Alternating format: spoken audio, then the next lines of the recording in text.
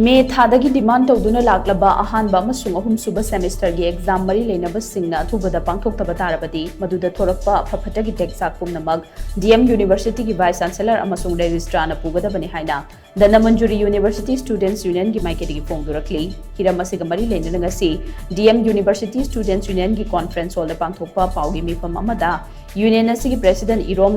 डिमोचान हाई यूनिवर्सिटी असिदा vice chancellor अमसुंग रजिस्ट्रार लाक्तबा अमदी अहानबा अमसुंग अहुम सुबा सेमेस्टर की एग्जाम पांगथोक्तबगी मतंगदा ममांग था मेदगी यूनिवर्सिटी असिगी महिरोइसिंगना थेंखांग कयारक्ता खोंगजंग संगसिंदुना लाक्ली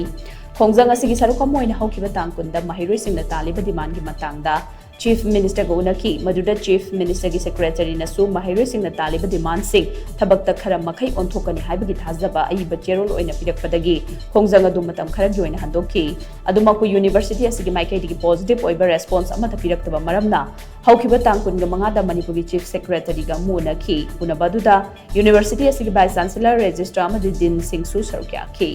मिफम अदुदा चीफ सेक्रेटरी न थाजबा पिरकपदगी महिरोइसिंगना यूनिवर्सिटी थिंजिनबगी खोंगजंग अदु हंदोकी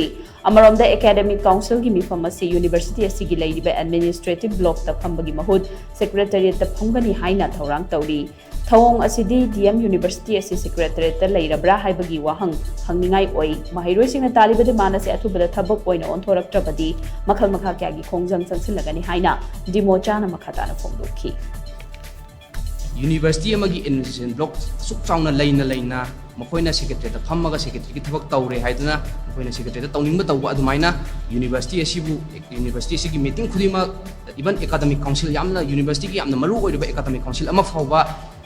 सेक्रेटरीट फमगनी हैबा हाइना नोटिस थोगलोपा आइसिटी धनमंजुरी यूनिवर्सिटी की एडमिनिस्ट्रेशन बुक लेत्रे हैबा सब माने अदुगा हान चीफ सेक्रेटरी थाजबा पिरकपदुगी अदुगी होरेन पुंग अमा फावबगी मनुंगदा बीसी अमदी रेस्टान करिगुमा थबक ओंथोकपिरक्तबा तारगदी अदुगा थोलकपा अफादा दायित्व खुदिमक बीसी अमदी रेस्टारना पुगदबनी हाबसे थमजगे अदुगा बीसी अमदी रेस्टार यूनिवर्सिटी सिदा फमदे हाइदुना असुक चाउना इशू लैरिङै मनुंगसिदा मोइना सेक्रेटरीट फमगा तौनिंगबदा तौबा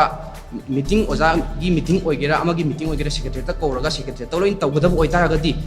धनमंजुरी यूनिवर्सिटी सेक्रेटरीट लैरे हाना लाउथोकपिरो अदुगा हाइदि एनी डिपार्टमेंट खुदिमक ओइगेरा अम ओइगेरा खुदिमक असे सेक्रेटरीट लैरगनी हाना लाउथोकपिरो हाबसे छात्रसिंगनि माइकैदगी थमजगे अदुगा होरेन पुंग अमा फावगी मनुंगदा थाजबा पिरकपदुगी मतुंगदा बीसी अमदी रेस्टारना करिगुमा थबक ओंथोकपिरक्तबा तारगदी छात्रसिंगना तौरक्पा खुदिमकता बीसी अमदी रेस्टारना रेस्पॉन्सिबिलिटी पुगदमनि हाबसे अखोइना मसिगी प्रेस के थांग थमजगे।